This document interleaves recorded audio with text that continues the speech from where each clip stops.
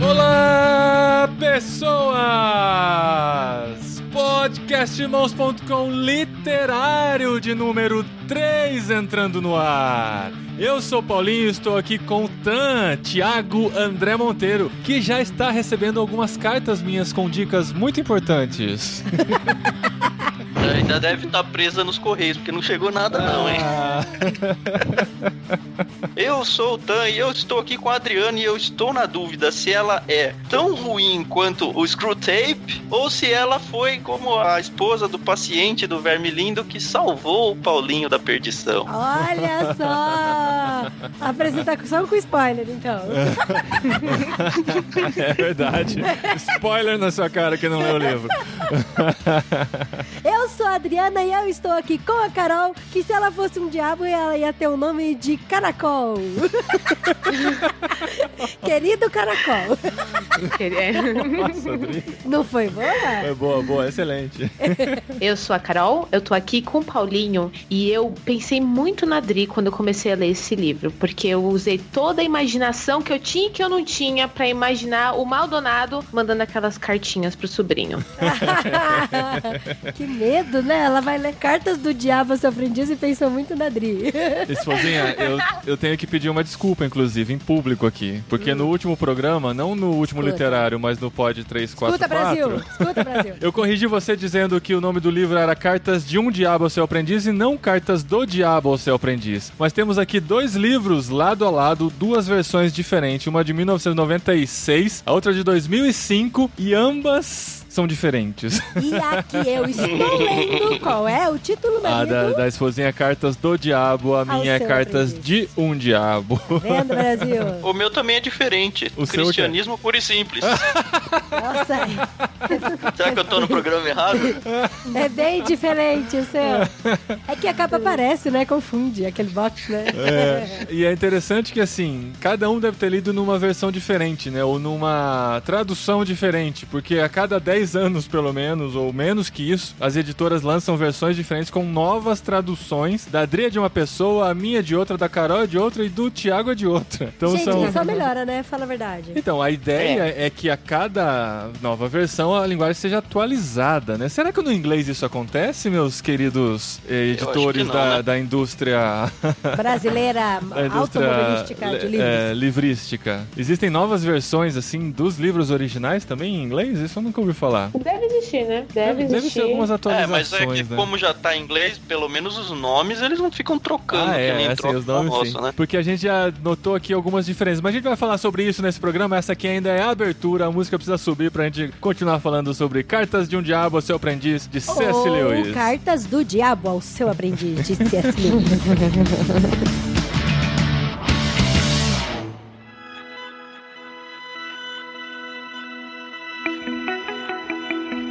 Muito bem, gente. A gente tá amando esses programas, né? A galera também tem curtido muito. Eu tô me policiando pra conseguir ler um livro por mês e isso tá muito legal. Eu não tenho esse hábito de ler, de devorar livros, né? Tem gente que chega em março e já posta lá a lista dos 15 livros que leu no ano e tal. E esse compromisso tem me ajudado a ler alguns clássicos que eu sempre quis ler e nunca consegui visitá-los, né? Então esse já é o terceiro programa que a gente consegue fazer isso. Tem sido muito legal essa experiência. O que vocês estão achando, meus queridos parceiros? Olha, eu amo ler, então é só mais uma desculpa pra poder ler mais. Eu comecei o ano com a meta de ler 50 livros por ano. Eu acabei de completar a minha meta de 12 livros no ano e o ano tá no fim, então lá. Cara, 50 no ano é um por semana. Ah, não, mano. É um por semana? Não, mas essa é a ideia. Cara, a gente tem um clube literário, a gente envia 2 livros por mês, então a gente no mínimo tem que ler 24 livros. Ele é 2, né? Não, mas 24 é uma meta, assim, agressiva, mas... Então, mas eu só vou ler livros do Kit. esse livro Cartas de um Diabo ao Seu Aprendiz, que a gente vai falar, não estava em nenhum kit que a gente já mandou. Pode ser que venha em algum tapa momento. na cara do Paulinho, amor. Não, mas é um a mais pra ele, né? E tem kit que vocês mandam 3 também, né? Tem kit que a gente manda 3. Então. E assim, uma coisa que eu tava falando com a Carol, eu acho que eu mencionei num dos episódios dizendo que tinha motivações egoístas, o clube e tal, mas, cara, esse negócio de ficar pegando indicação de livro com peixe grande é um negócio louco, porque faz muito tempo que eu não leio um livro nem meia boca, assim. É verdade, cara. Esse negócio dos livros sendo selecionados, né? A gente já tem uma curadoria que faz os livros chegarem pra gente, livros que vão realmente fazer a diferença, né? Que são livros aclamados, pelo menos por uma boa parcela, né, da população, né? Então isso é bem um diferencial mesmo. E esposa, como é que tá sendo o desafio de ler mais de um livro por mês, né? Que você nunca tá lendo só um, né? Eu sou meio louca. Eu não consigo ler só um livro de cada vez. Eu sempre tenho que ler 2. Porque dá uma limpada na mente, sabe? Enquanto eu tô lendo um, aí depois eu limpamente leio outro, aí leio outro. Parece uma loucura. Mas é legal. E tem sido muito legal também ver a galera lendo com a gente. Isso é muito gratificante. Se a gente tá fazendo uma coisa certa nesse mundo, é incentivando as pessoas a lerem mais e lerem livros selecionados. Então, assim, essa parceria com o Clube Ictus pra gente tem sido muito especial mesmo por causa disso. E você dê essa repercussão pra gente também, nossos ouvintes, porque a gente gosta de saber que o trabalho tá valendo a pena, né? A gente tá se dedicando mesmo pra ler, trazer essas resenhas pra vocês, essas nossas observações sobre as leituras. Olha, a gente tá se matando pra ler, viu? A gente tá lendo um livro por mês. No meu caso, eu leio 2, 3 por mês. Mas mesmo assim, é difícil. E no mês que vem, que vai ser Guerra e Paz, como é que vai ser? Nossa, Guerra e Paz a gente não vai ler. Cara, Guerra e Paz tem 1400 e poucas páginas. Não dá. A gente já não dá. E a Adri falou sobre ela ler 2 livros porque às vezes um limpa a mente do outro, né? Assim, você consegue desconectar de um e tal e pensar em uma outra literatura. E eu achava que o Cartas de um Diabo Seu Aprendiz seria um livro light. Imagina.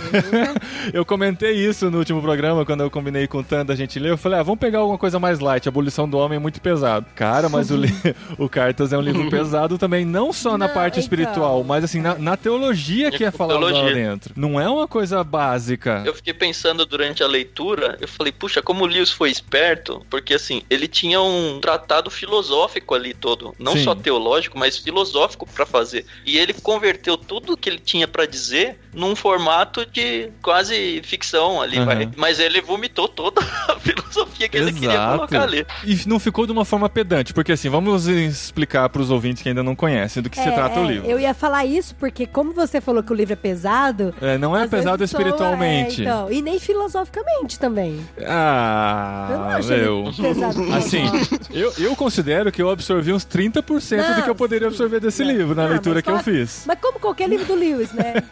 Sério, assim, eu terminava um capítulo e falava, deixa eu ver o que eu aprendi nesse, assim, foi isso, mas teve um monte de coisa lá no meio que ele falou que eu não conseguia assimilar. Não, teve umas 6 cartas, são 31 cartas, né? 31 cartas. Então, das 31 cartas, teve mais 6, assim, que foi doída de entender, mas só 6, perto do...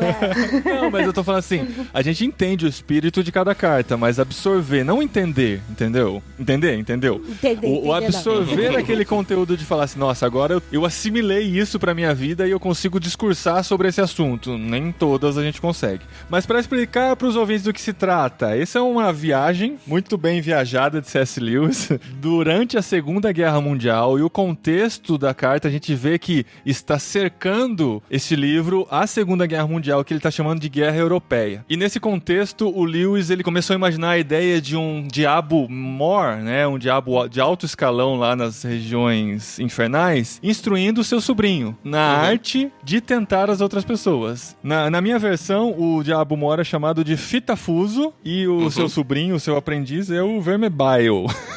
Gente, olha que babaquice, Vermebile. E é verdade, ele falou assim mesmo. Vermebile. Outro dia a gente... Eu vou ter que fazer pausa. Outro dia a gente tava deitado na cama, né? Que a gente tava no mesmo capítulo. Daí eu falei, vamos ler junto então. Aí a hora que ele começou, querido Vermebile. Eu falei, não, dá licença, deixa que eu leio sozinha. Eu pensei assim, ele escreveu em inglês, né? Deve ser Vermebile, né? Termina com I-L-E, é Isle, né? Mas enfim, no original é... O meu é Wormwood. Wormwood, o aprendiz e o mestre... Screwtape. E no do Tan, o que é? Verme Lindo e Maldanado. Eu gosto do meu Maldanado. Maldanado, tá. São versões, são traduções desse nome, né? Mas enfim, a gente vai chamar... O da Carol. O que você leu, Carol? Não, o meu também é Maldanado e Vermelindo, mas eu já achei Morcegão e Cupim. E Absinto. E Absinto. Caramba! Cupim e Morcegão. Cada um dá um nome. Porque daí o Cupim é o verme da bile, madeira. que é o wormwood, que é o worm. Você falou verme bile, né? Mas você fala verme bile. Enfim, pra gente se definir aqui, é o tio e o sobrinho, tá? Porque eles são considerados tio e sobrinho. Eu não sei como isso funciona nas regiões infernais, né? Mas enfim, é isso que tá acontecendo. Eu achava que era um diálogo. Até falei no último programa, vamos ver aí as cartas que são esse diálogo entre o mestre e o aprendiz. Na verdade, as respostas do aprendiz estão implícitas nas cartas do mestre. Isso é bem interessante, porque a gente imagina, e ele até descreve, você falou na sua última carta isso, mas eu quero dizer que você é um babaca de pensar assim e tal. Existem outras estratégias que pode fazer. Mas o que acontece nesse livro é um trabalho tão genial do C.S. Lewis que ele consegue passar verdades cristãs, teológicas, por meio de alguém que não concorda com essas verdades. Mas isso não fica pedante, como eu tava dizendo lá atrás. Não fica aquela coisa forçada, assim, de colocando na boca do demônio as palavras de Deus, nem nada assim. Ele coloca de um jeito tão sutil, invertendo sempre a perspectiva, que a gente, na nossa cabeça, desinvertendo, consegue entender uma verdade, né? Foi assim que eu entendi isso, que me cativou mais nesse livro. O Té da matemática, né? Sim. É como se a gente pegasse as verdades e multiplicasse por -1, né? Aí a gente consegue enxergar o negativo dela e, olhando por trás, a gente consegue entender o que ele tá querendo dizer. Isso eu acho genial nessa obra. Nossa, foi difícil de entender isso, eu acho que eu já posso sair do programa, já. Já lacrei aqui. Já lacrou mesmo. Bem de ver. Gente, mas eu vou falar, é muito interessante, porque assim, ele escreve a carta pro sobrinho dele, né? Então ele sempre começa, querido Vermebile, ô querido Wormwood e tal. E aí ele escreve, fala, e no final ele assina, né? Seu tio afetuoso... Afetuosamente, seu tio... Seu tio Screwtape, ou Fitafuso, ou Maldonado. E aí, no meio, ele fala, tipo, do inimigo. E quem é o inimigo? Aí o inimigo é Deus. Aí até você fazer na cabeça... Porque... Pois é, a gente tá muito acostumado a pensar o inimigo como o diabo. Então toda vez que ele fala no inimigo... Tem estado perto de vocês. E o nosso pai infernal, nosso pai das profundezas, né? E na verdade ele tá falando de Satanás. Eu tive um problema grande nisso aí. Em alguns momentos a gente acaba desligando e pensando invertido, né? Então você tem que ficar o tempo todo invertendo na cabeça. E ele chama o cara, o Vermebile, ele é o diabo que tá cuidando do paciente dele, o paciente, né? O que está sendo tentado, né? Ele é responsável, a ideia é que existe um demônio responsável por tentar cada pessoa, né? Que são os pacientes. Que são os pacientes. E aí dá esse nó na cabeça, né? Você fala, o inimigo? Não, vai, pera, o inimigo é Deus. Não, mas pera. Com essa mudança do vezes -1 aí, cara, tem várias e várias frases grifadas no meu livro, e eu tava morrendo de vontade de fazer uns stories, alguma coisa, com citação do livro. Só que é difícil você fazer uma citação, porque como as pessoas vão interpretar aquilo lá, dado que ela não tá dentro do meu contexto, e eu também não vou gastar um textão enorme explicando que, você tem que ler o contrário, na verdade. Aí, enfim, eu só fiquei na vontade. E é engraçada a reação das pessoas. Quando a gente tava lendo agora no último mês, eu já tinha lido o livro há quantos anos atrás? 12 anos atrás, antes da gente casar, amor. E agora reli de novo, né, por causa do programa. E o nosso livro tava sempre por lá, né, pelas prateleiras da vida. E aí todo mundo que ia em casa via falou, nossa, credo! A minha sogra ficou chocada, minha sogra é minha cunhada, assim. O que vocês estão lendo aí? Carta do Diabo? Carta do Diabo? Assim. Aí depois que a gente explicou o livro, elas ficaram, nossa, que legal, cara, né? Mas você imaginar assim, se um livro como esse surgisse hoje na prateleira, uma editora lançasse, assim, a Mundo Cristão ou a Thomas Nelson lançasse, olha só, um livro que um escritor atual escreveu, né? Porque até então, o próprio C.S. Lewis não era super conhecido, é uma das primeiras obras dele, né? É antes de Nárnia, se eu não me engano, é antes de Cristianismo Puro e Simples também, são os maiores livros dele. Aí, se alguém lança um livro como esse, como que a gente ia aceitar, né? Como que a gente ia receber esse livro no nosso meio? Então dá pra entender como isso foi chocante na época. E hoje, mesmo assim, tantos anos depois, mais de 60 anos depois, 66 anos depois, ainda choca as pessoas, né? Imagina na época como isso não foi recebido, né? Eu achei pesado, eu demorei muito pra me conectar com ele. Até o Tam perguntou pra pra mim, tá gostando? Eu falei, não, mas tem que ler, né? Então a gente vai ler. Nossa, que engraçado. Eu já gostei desde o primeiro capítulo, cara. Eu também. Foi o que eu falei pra Carol. Eu já tinha lido, quando a Adri leu antigamente, eu li uns capítulos sortidos que ela até mostrou pra mim. Olha esse capítulo que interessante. Eu li e achei sensacional. Isso ficou na minha cabeça. O cara é genial e ele sabe passar essas mensagens. E o que mais me atraiu, além dessa questão de passarem verdades multiplicadas por -1, é como ele mostra que o ataque tem que ser na sutileza e não na truculência, né? Então ele tá o tempo todo corrigindo o sobrinho dele, porque o sobrinho dele tá achando que através da guerra, do medo, do susto, é que ele vai conseguir conquistar pro lado ruim o seu paciente, mas na verdade ele fala, não, você tá muito enganado, você tá fazendo tudo errado, não é por aí. Você tem que ir com muito mais sutileza, você tem que ir trabalhando pelas beiradas pra aos poucos ele considerar algumas mentiras como verdades, assumir isso pra sua vida e aí começar a viver do nosso jeito. Isso é um alerta muito grande pra gente entender hoje como as forças do mal trabalham na nossa vida também, porque a gente não pode ignorar a existência delas, e como o Anderson Zen falou em off no último programa, é o melhor livro sobre batalha espiritual que existe, que é mostrando como que o diabo age de forma sutil, nas entrelinhas, na miúda, pra tentar convencer a gente a fazer a sua vontade e não a vontade de Deus. Concordo. É aquele tipo de sacada que você fala, putz, podia ter pensado em fazer isso aí, né? Aí alguém já fez, né? Alguém já fez muito antes de você nascer, né? Mas me diz, cara, agora eu fiquei interessado, eu não sabia que você tinha encontrado essa resistência. No decorrer do livro você conseguiu se conectar ou ainda você ficou assim, por que eu tô lendo isso? Isso aqui não faz muito sentido pra mim? Então, eu tava lendo e aí eu começava a rir e aí o meu esposo ficava assim, mas por que você tá rindo? Eu falei, não sei. Não sei, porque... né? Aí eu me encontrei com o Tan e aí o Tan falou, gostou? Eu falei, não. Aí o meu esposo, mas você não tava rindo? Você não tava gostando? Que não sei o que. Eu falei, não. Eu tava rindo porque a gente tem que entender a história. Mas a partir da carta nona carta, aí eu comecei a gostar. Por quê? Porque tem aqui, eu até anotei a última frase da carta 9. Tem todo o contexto, total. Aí ele termina assim, afaste os seus pensamentos da pura antítese entre verdadeiro e falso. Ponha na cabeça deles expressões sombrias como foi só uma fase, já passei por isso, e não se esqueça da palavra mágica, adolescência. Essa é muito boa. E aí eu comecei a olhar o paciente com outros olhos. Até então, eu achei... Na verdade, ele não fala aqui muito do paciente, se ele é velho, se ele é jovem, só fala que ele tá na idade pra entrar na guerra, e que ele tem problemas com a mãe dele. Com a mãe, né? Ele vive com a mãe. Não, ele deve ter uns 18 anos ali. Então, exatamente. Anos. Eu imagino que ele tá ou no começo da juventude ou no final da adolescência mesmo, que ele vive com a mãe, porque até então ele ainda não tinha namorada, né?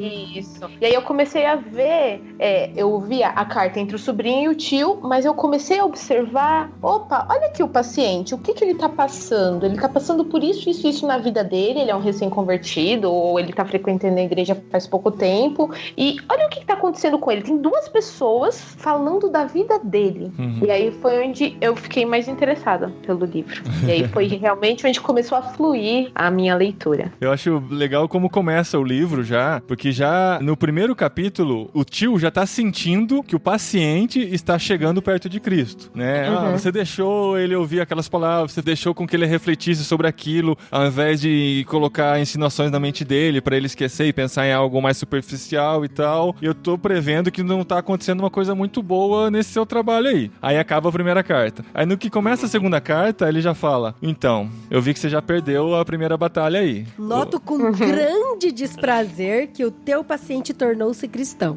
No segundo capítulo isso já acontece, né? Porque podia ser o contrário, podia ser... Meu diabo aprendiz, né? Podia ser todo o trabalho de 30 capítulos, ele tentando impedir que a pessoa ouvisse a verdade, se convertesse e depois, sei lá, perdesse no último capítulo. Mas não, ele já se propõe no segundo capítulo a falar das tentações ao cristão. E isso é muito interessante também, porque a gente se identifica muito mais nas formas com que o diabo trabalha. É claro que é uma obra fictícia, é claro que a gente não pode assumir essa obra como o tratado teológico sobre a ação do diabo na vida das pessoas, mas sem dúvida nenhuma é muito interessante pensar como essa ação pode acontecer e o tipo de coisa que a gente pode fazer pra se precaver a elas, né? E é interessante que a gente se identifica muito com o livro por causa disso, porque já logo no segundo capítulo já fala que ele é cristão, né? É. Então são dessas Cara, o que eu me deleitei gostei muito é ver a visão de mundo do Lewis, o que ele considerava como certo e errado. No capítulo 1, que ele tá dando as dicas ainda, ele fala assim: persista incluindo nele, no paciente, né, a banalidade das coisas. Acima de tudo, não tente usar a ciência, quero dizer, as ciências verdadeiras,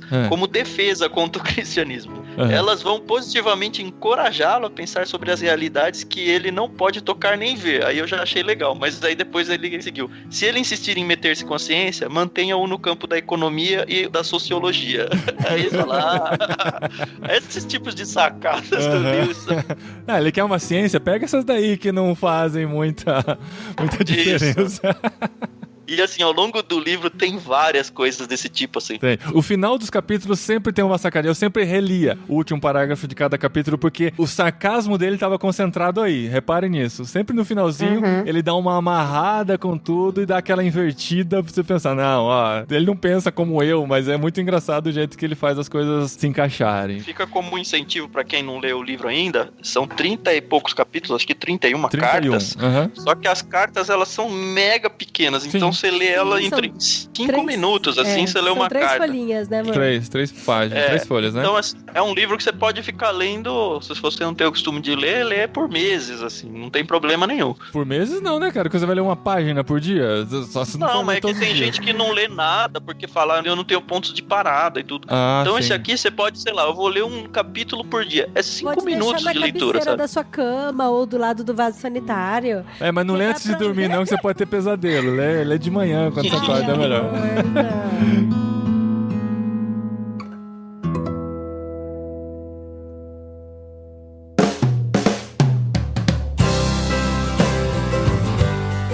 É impressionante lendo um livro como esse. Eu acredito que os outros livros do C.S. Lewis também dão essa sensação de como esse cara conhecia o ser humano, né? Ou melhor, como ele se conhecia. É muito boa a leitura de mundo dele, de pessoa. Exato. Mas é impressionante pensar, cara, será que ele viveu tudo isso mesmo que ele tá descrevendo ou é só na observação? Porque ele fala com tanta autoridade sobre o comportamento humano, sobre o olhar, sobre os pensamentos e tudo mais. Você fala, cara, ou esse cara teve uma vida louca. Não parece o diabo mesmo falando? É muito bizarro, cara. Muitas vezes eu olhava e falava, cara, é o diabo mesmo. Mas eu tô enxergando pelo olho do autor mesmo, sabe? Sim. O conhecimento que ele tinha do ser humano era uma coisa incrível, assim. E assim, eu pensava, será que ele conhecia isso tudo, dele ter vivido isso, ou era de observar mesmo as outras pessoas, mas só na observação, será que a gente consegue conhecer tão profundamente o ser humano? É um negócio muito incrível. Eu acho que é um grande combo, na verdade. Eu tô lendo o livro que a gente mandou lá no Ictus, O Dom da Amizade, que fala da amizade entre o Tolkien e o Lewis, e ele é biográfico pros dois, né? Ele vai contando sobre a trajetória da vida dos dois. E assim, deu pra perceber que antes dele se envolver no mundo da literatura, ele era um filósofo, tanto que ele chegou a dar aula em Oxford sobre filosofia. Além disso, ele foi um ateu convicto, ele se converteu adulto, então ele passou já com a mente formada e as conversas filosóficas pessoais dele construídas. Então ele já tinha todos os argumentos contrários ao cristianismo. Ele teve um amigo dele, o Barfield, acho que foi, que ajudou muito ele a entender o cristianismo. Então eu acredito que toda a argumentação contrária ele já tinha conhecimento dele, toda a argumentação que foi necessária para que ele se convertesse, a soma dele ter toda uma formação filosófica antes da literária e o fato dele ler muito. A gente postou nos stories do Clube Ictus falando sobre a característica do Lewis, em que ele lia não só livros do assunto dele, mas ele até espantava as outras pessoas porque ele dava valor para livros que todo mundo achava que eram, esse livro aí não serve de nada. Então ele era muito eclético também na leitura dele. E é muito do que a gente quer fazer também no clube, né? Então a soma disso tudo, da erudição dele, com experiência pessoal e com o perfil de leitor dele, eu acho que deu pra ele todas essas características maravilhosas que a gente consegue aproveitar, né? E muita observação do ser humano também, né? Comportamento, como faz. Isso é muito louco.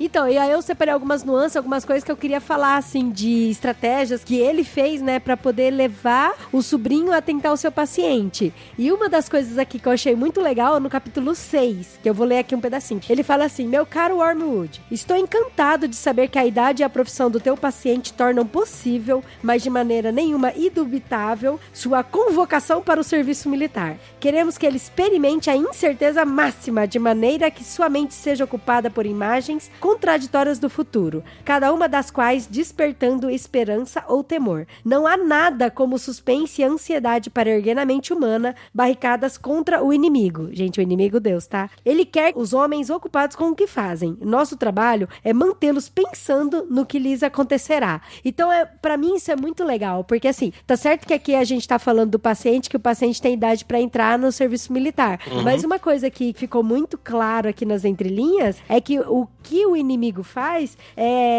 eu vou substituir Deus. O que Deus faz aqui é cuidar da gente no presente e fazer com que a gente não se preocupe com o futuro, pra gente não andar ansiosos por coisa alguma. E o inimigo, o que ele quer é fazer, ele fala, nosso trabalho é mantê-los pensando no que lhes acontecerá. Então o inimigo quer manter a gente ansioso, pensando no futuro. O diabo, uma das estratégias dele não é ficar pensando nas coisas macros. Ele até fala isso no livro, ele até fala que o ser humano é meio anfíbio, não sei se você lembra que ele fala isso, que é meio homem, meio alma, meio espírito e tal. Então não é com coisas grandes e bruscas que o diabo fala que vai conseguir derrubar o ser humano, mas porque o ser humano é meio anfíbio, ele vive nessas ondas, nessas irregularidades, nessa coisa de sobe e desce, sobe e desce. Então são nessas pequenas coisinhas. Como que é? Ele chama de... Não é altos e baixos, tem outra palavra que ele usa no começo, né? É a lei da ondulação. Da ondulação. A lei da ondulação, E aí ele falou que é na ondulação que ele ganha a gente, que faz com que a gente perca a nossa fé, que faz com que a gente se desanime. Ele tem a estratégia para o alto e para o baixo, né? É muito louco isso, cara. Tem um capítulo que ele fala que o paciente dele conheceu um casal, né? Que é super rico, assim, pelo que a gente entende. E é super... Sim, das más amizades, né? Então, e aí ele fala de novo isso. Até por conta da idade, da imaturidade do paciente, que ele vai querer replicar pensamentos, replicar ações e comportamentos conforme as pessoas que ele anda. E aí ele falou, então coloque pessoas na vida dele. Esse casal, ele fica super feliz, né? Nossa, eu tô feliz que você relatou na carta que o seu paciente conheceu esse casal. Porque esse casal é do nosso lado. Esse casal é 10. Não, ainda falou. E logo esse casal vai apresentar ele pra turma. E a hora que menos perceber, ele já vai estar envolvido com a turma, já vai estar falando igual, vai estar pensando igual. Então, isso é uma das estratégias. É claro que ele fala isso de uma forma muito mais sutil, né? Muito mais rebuscada, mas dá pra entender. Mas é muito legal. E aí, depois, quando você pensa, fala, caramba, então é isso. Então, ele tá lá com o casal, então ele tá correndo risco. E aí, depois, de repente, ele tá na igreja. Hora que ele vai pra igreja, aí o Fitafuso escreve, querido sobrinho, você, então, está me contando que agora o seu paciente está indo na igreja. Pois bem, isso de tudo não é ruim. Nossa, ele fala mó bem da igreja, né? Cara, ele dá várias dicas, tipo, a igreja não pode crescer muito, ela tem que parecer meio que uma panelinha. Exato. Não, isso de tudo não é uma notícia ruim. Eu falei, você pode usar isso a nosso favor, né? É impressionante, é muito louco, cara. Daí ele fala, faça com que seu paciente fique crítico, fique analisando a igreja, põe ele pra visitar outras igrejas.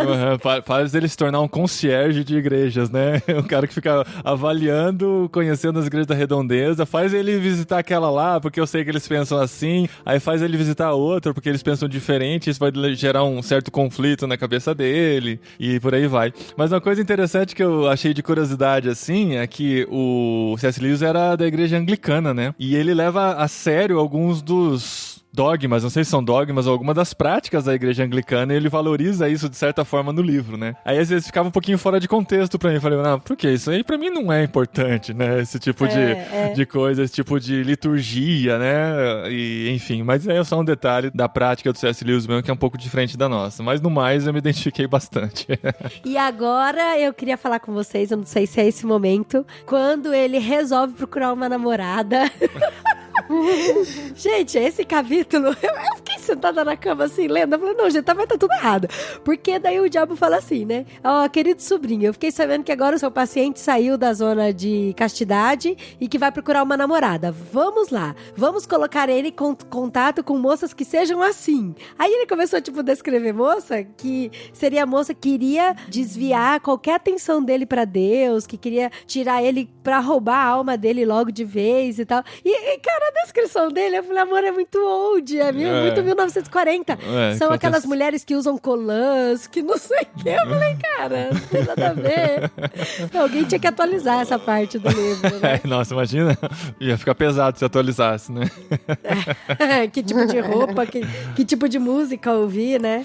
Claro, assim, nesses conceitos, né, nessas práticas ou nessas coisas mais superficiais, o livro se desatualizou um pouquinho, né? Tanto que na questão das práticas da igreja, quanto na questão de algumas coisas relacionadas à sociedade da época, até a guerra que estava acontecendo naquela época, que a gente, olhando pra trás, entende melhor. Eles, no meio da guerra, não tinham essa visão mais ampla de tudo. Mas são detalhes que ficam desatualizados com o tempo e servem até como um registro histórico pra gente, de alguma forma, entender o que era a década de 1940 e tudo mais. Teve um trecho que eu gostei bastante, quando ele começa a falar sobre o inimigo deles, né, Deus, e aí, assim, fica muito claro que eles não entendem Deus. Aí tem um trecho aqui que eu vou ler agora da carta 19, ele falando com o sobrinho, né? Toda a conversa dele, o inimigo aí, toda a conversa dele sobre o amor deve ser um disfarce para alguma outra coisa. Ele deve ter algum motivo real para tê-los criado e para aguentar o trabalho que eles dão. O que ele pretende fazer com eles? É uma questão insolúvel. Quando a criação do homem foi colocada em debate pela primeira vez e quando mesmo naquele estágio precoce o inimigo confessou livremente que previa certo episódio sobre a cruz, nosso pai, o diabo maior, né?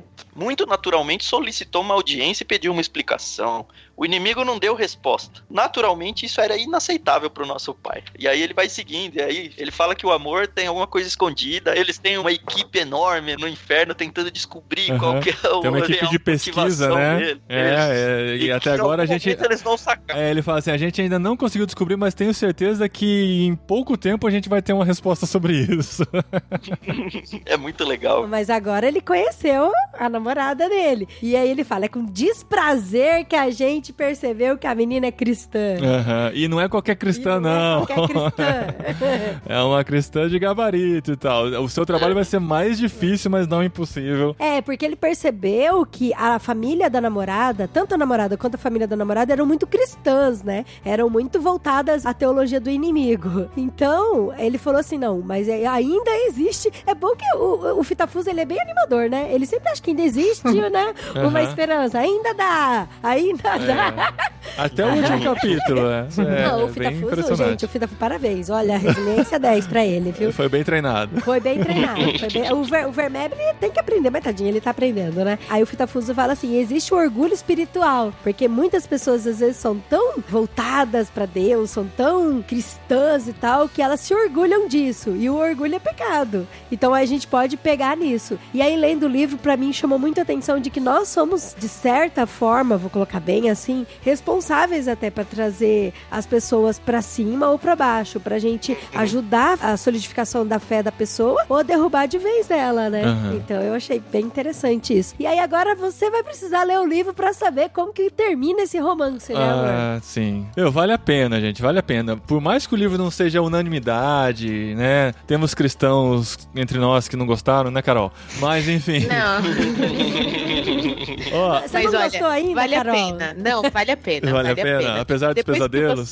Apesar dos pesadelos, das noites mal dormidas, vale muito a pena, gente. Sério mesmo. Mas, uma coisa interessante, no comecinho do livro, você percebe que o livro foi dedicado a um amigo dele, muito querido e muito famoso. Então ele dedica ao amigo dele, J.R.R. Tolkien. O autor de Senhor dos Anéis e de todas aquelas histórias fantásticas e tudo mais. Aquelas viagens lá, né, mano? Mas é interessante que em várias cartas, em várias colocações, o próprio Tolkien, ele não entendeu porque o Lewis dedicou pra ele. Alguns acham que foi até uma piada que o Lewis fez por saber que o Tolkien não gostava de mexer com essas coisas e tal. E o Tolkien nunca gostou desse livro também, porque achou que ele foi muito ousado e irreverente ao tratar com jocosidade o mundo espiritual. De brincar com fogo, seria o famoso brincar com fogo. Vai fazer xixi na cama, né? Não é assim que a babá fala? Nessa parte aí, tem acho que no finalzinho do livro que o Lewis está comentando sobre o próprio livro que ele escreveu, ele fala que ele não gostou de escrever, foi muito chato e potencialmente esse livro podia ser infinito porque assuntos nunca vão faltar e que ele tinha na cabeça dele a ideia de fazer o contrário, as cartas dos céus. Mas as cartas do diabo é mais legal, né? Vamos falar a verdade. A carta do céu todo mundo escreve, gente, vamos fazer uma carta agora, assim, tipo, como se seria na atualidade? Ele ia falar assim, querido sobrinho, Existe uma ótima ferramenta chamada rede social. Com certeza. Você deve aproveitar esse momento de eleições para semear algumas discórdias entre os amiguinhos. Nossa. E assim, mesmo que você não tenha certeza de nenhuma notícia, escreva como se ela fosse verdade. Que todo mundo vai acreditar e vai compartilhar. E essa bola vai aumentando e a gente vai percebendo que vão existir vários polos de discussões que nenhum vai se entender, mas eles vão acabar se matando com palavras e muitas vezes até na violência física. É isso aí.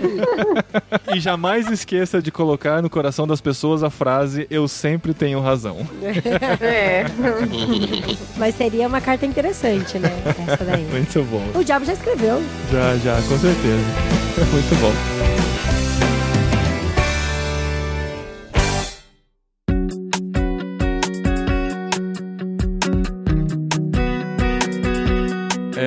Mas agora eu tô curiosa pra saber o pessoal que acompanhou a gente até agora, se eles gostaram, não gostaram, se estão curiosos pra ler ou não. Eu falo assim, eu gostei muito de ler a primeira vez, gostei muito de ler a segunda vez, e eu super indico pra várias pessoas lerem, porque realmente fala sobre batalha espiritual, assim. Uhum. E eu me enxerguei em vários momentos do paciente, apesar de não estar em idade militar mais, né? E nem estar procurando namorada, né? E nem estar procurando namorado.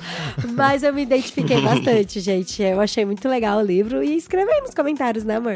Coloquem, compartilhem, ajudem o selo literário de irmãos.com ficar conhecido. E a gente tem aqui a parceria, é uma parceria de irmãos mesmo, tá? Não é um patrocínio, vamos deixar claro aqui, eles estão falando de livro só pra vender mais livro, nada assim. Não, a gente se uniu ao Tan e a Carol, que são os donos do Clube Ictus, e a gente junto quer incentivar vocês a amarem mais os livros, a lerem com a gente, a baterem esse papo com a gente sobre literatura. E a gente tem aqui eles para divulgarem também o trabalho que eles fazem de mandar para as casas todos os meses leituras selecionadas no Clube Ictus, né, Carol? Exatamente, gente. Se você ainda não conhece o Clube Ictus, entra lá no nosso site www.clubeictus, e é Ictus os dois com H, ICHTHUS.com.br, e a gente tem todo o prazer em responder as dúvidas via redes sociais, Facebook, no próprio site. Manda e-mail pra gente se você tiver qualquer dúvida sobre os nossos planos, sobre a curadoria, como é que funciona. Sim, e o diferencial do Clube Ictus é o peixe grande, né? Isso. A revistinha que vem... Gente, revistinha, vocês não ficam ofendidos, né, de falar revistinha?